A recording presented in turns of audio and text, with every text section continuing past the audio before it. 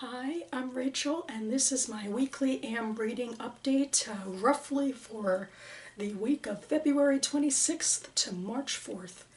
I'm going to make an extra effort to try to keep this short because I went ahead and watched the Oscars tonight, so it is very late. So the first book that I finished last week was The Parable of the Sower by Octavia Butler. This was actually the last book that I finished in February, and I included it in my monthly literary newsletter. I will link that below because it will have excerpts and links to all of the Goodreads reviews of all of the books I read and other geeky goodness having to do with bookish things. Anyway, just as a quick recap, this is a book that takes place, I guess, in the 2020s in California in a dystopian future that Octavia Butler imagined. It's a future where the middle class has been severely eroded. There is mass poverty, mass violence, a sort of nominally functioning American government. And the protagonist, Lauren Olamina, starts her life in a gated, walled-off community that is slowly susceptible to more and more violence from the outside until it does ultimately fall and she's left homeless and her family is out of the picture, is killed, and she and a couple of survivors slowly build up a community as they try to go for safety. And there's always also a religious component in this where Lauren is coming to her own ideas about what the meaning of God and life is, basically that God is change and that humans should focus on space travel. And it's intriguing stuff in here, but I think that the way that Butler described other people relating to this religion wasn't as believable because everybody's just desperate for survival. You know, I think she kind of washed over Lauren winning converts. But other than that, this world was really believable. It was really layered in how she described how society would work or not work under the conditions that she laid out of the erosion of the economy, the erosion of the environment. There's a really nice set of interview questions in the back of this edition of the book that Butler answered in 1999 about her influences and all that she studied to come up with this book, and plus, you know, her background and influences for the rest of her science fiction career. So it was good. Then I am continuing with my Virginia Woolf reading project. I'm trying to get through all of her novels, and as usual of late, this is what's taking me the longest to get through. I just finished this, The Years by Virginia Woolf, which is 435 pages, and I actually read it all through this weekend. I actually think this is my favorite of the books that I've read for this project. I read a few of her novels before February when I started this project of trying to finish all the rest of her novels I hadn't read. This one I think is more in the vein of To the Lighthouse and Mrs. Dalloway to a certain extent, but longer and more complex, but because it spans several years. It goes and basically carves out a day in the life throughout several periods between 1880 and the present day, which would have been the mid-1930s, I believe. This book was published in 1939. It revolves around this family and just goes from point of view to point of view, and indeed it even goes beyond the various family members, of which there are many, and goes into servants and people on the streets for small periods of time. But unlike Jacob's Room, I think it's a bit more focused. Woolf allows there to be more themes and plot elements in this one.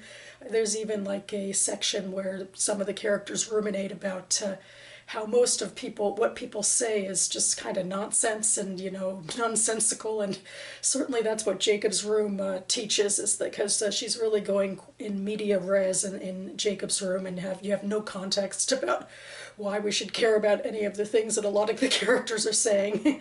But so this one has a little more structure, and I appreciated that.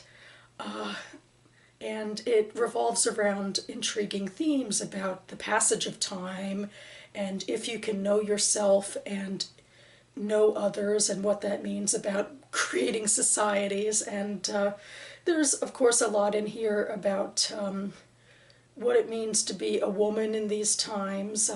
There's women who aren't all that well educated, especially in the beginning, but then one of the nieces at the end is a doctor. And certainly probably more stuff that I could delve into and research. But I found it very engaging, but at the end of the day I couldn't give this like a full 5 stars, I think, you know, as much insofar as a 5-star anything means anything. Because, you know, this book is anti-Semitic. I mean, I'm saying the characters are anti-Semitic because Woolf was anti-Semitic. They're anti-Semitic the way that she was, you know. It's just these references to dirty Jews, and the only Jewish character that we can kind of sort of see, I mean, we don't get a perspective from him, but we get inferences of how he's dirty and greasy and inconsiderate, and it just, you know, it just reads like stereotype central. And, you know, it's such a shame, especially when Woolf is able to go into other characters and other, you know, complexities and understand empathy a bit, but she can't extend it to Jewish people. I mean, and so, you know, I just found it to be, well, not only a weakness in character of the novel, but also, you know, depressing as a Jewish person to read about, to like be so enamored with complex humans until it comes to the Jews, the dirty Jews. So yeah, I guess in a way this Woolf project is a little disappointing to me because I haven't fallen completely in love with any of her books that I've read. I don't know. Maybe I'd feel different if I'd studied the rest of these books in school, but I don't know. Anyway, this one still is my favorite. I still think there's a lot here, but it still falls short in some ways. And with that, we come to the final of the Virginia Woolf novels that I have left to read. This is Between the Acts, which I hope to start sometime this week. I will read from the back. The author's last novel, written during the early years of World War II, was completed just before her death. The action takes place on a single summer's day at a country house, Points Hall, in the heart of England. In the garden, the villagers are presenting their annual pageant. On this occasion, scenes from English history up to and including ourselves, the audience, in June 1939. During the interludes, the inhabitants of Points Hall, the Olivers, their guests, and the villagers have tea, stroll, and talk. There is an intense interplay among the unhappy Ilsa Oliver, her handsome husband Giles, whom she loves and hates, and a guest, Mrs. Manresa, who is pursuing him. A storm interrupts the final tableau and the pageant comes to an end. The performers and the audience depart to resume their ordinary lives, and Isa and Giles to confront each other. Underlying the lyrical quality and humor of this beautiful valedictory is a recognition of human pain and the common experience in which we are caught and caged. The novel closes with an image of a curtain rising on our present reality and on the future which shadows it. Well, that's an interesting note for her to go out on, I guess. And I'm still hopeful. I'm sure that I'll find interesting things to take out of this book, just as I found interesting things to take out of the others. And it's also true that, you know, I've gone through her books chronologically, starting with the earliest written that I hadn't read yet and ending with the last written that I hadn't read yet.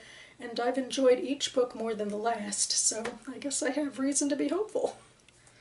And finally, I'm going to end with the page 112 tag. This was started by Sean the Book Maniac, based on a French prize where you read only page 112 of a book to assess its quality.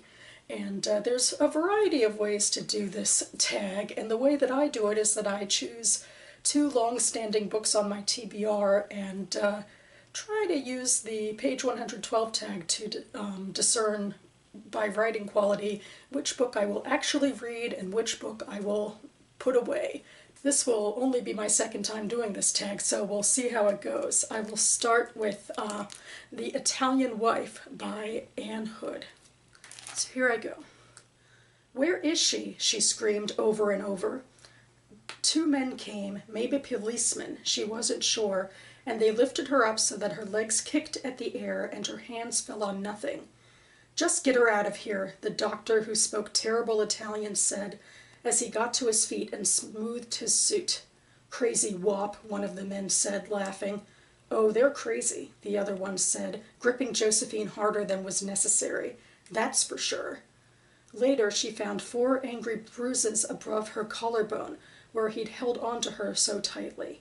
She watched them turn from purple to green and then yellow until they faded away.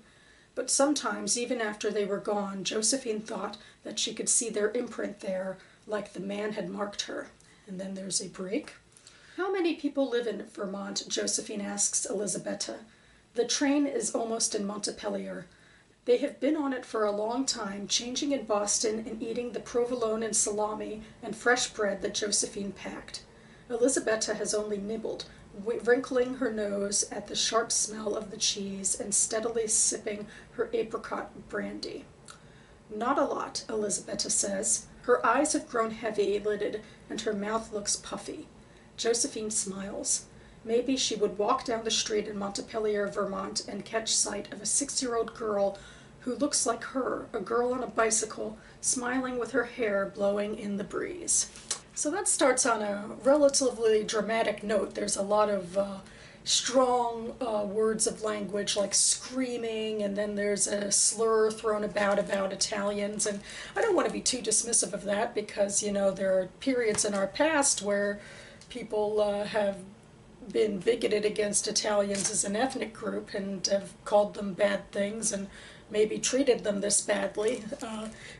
But I don't know, like screams over and over seems a little melodramatic.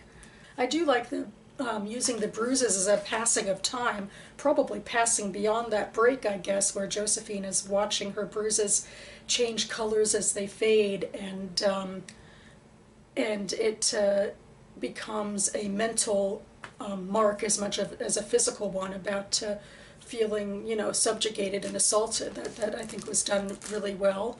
And then this next part seems pretty perfunctory. She and this other woman, Elisabetta, are on a train going to Vermont. I don't know, to live there maybe, or to visit, and they have food, and you know, it's and I guess it grabs me in assuming that they're moving in part maybe due to the violence from the earlier scene, but you know, you can't know that for sure, given that we're only reading a page. But yeah, it makes me intrigued to know whether or not Josephine can find a more healthy environment in Vermont than where she was before. Next I'll read from page 112 of The Marrying of CHANI KAUFMAN by Eve Harris, because when choosing books for my TBR, I guess I thought to myself, marriage! Marriage is what brings us here for this tag today. I'm tired. I think I'm going to start with a fragment that works as a sentence in and of itself. His face was thin and slanted, and his sharp chin bristled with stubble. There was something alert and watchful about him. He reminded her of a fox. Yes, of course, she said. He had startled her. She was sure that she had tomato sauce smeared around her mouth. The young man sat opposite her and began to wolf down his food without further comment. Rice, chicken, carrots, and peas disappeared at an alarming rate. He ate without pause, his fork sifting through his plate and approaching his mouth fully loaded. She tried not to stare. Sorry, I'm a fast eater, barely touches the sides. She reddened. Oh, I hadn't meant to stare. Sorry, no, don't let me put you off. I'm done anyway. She rose hurriedly and picked up her tray. But you haven't finished. I wasn't that hungry anyway, she lied. Her eyes rested steadily on his face. Flustered, she shook her head and gave him a sheepish smile and moved away. At least let me buy you coffee, he called after her, halting her in her tracks. Her smile broadened into a real one. Okay then, mine's black with 2 sugars, please. Feel free to take a seat, he grinned and ambled off toward the queue. She eyed him as he stood lopsidedly in line. She knew he was pretending not to notice. She liked the stoop of his thin shoulders, the tanned triangle at the base of his neck, the scruffy trainers and faded jeans. He seemed to be appealingly at ease in his own skin. And then there's a break. Chaim was 23 years old and South African. He had immigrated to Israel 4 years before, having lost his place at Johannesburg University after failing his exams. Too much partying, too little study. He had come to Israel at his parents' insistence. So, yeah, I think I find this a little more nuanced and engaging than the last one. We just have this interaction between two people where obviously everything isn't on the level because they're having a meal together and the she is lying a bit to the he and seems to be checking him out a little bit and is having opinions, I guess, about how he's wolfing down his food, and that's some nice description in that part.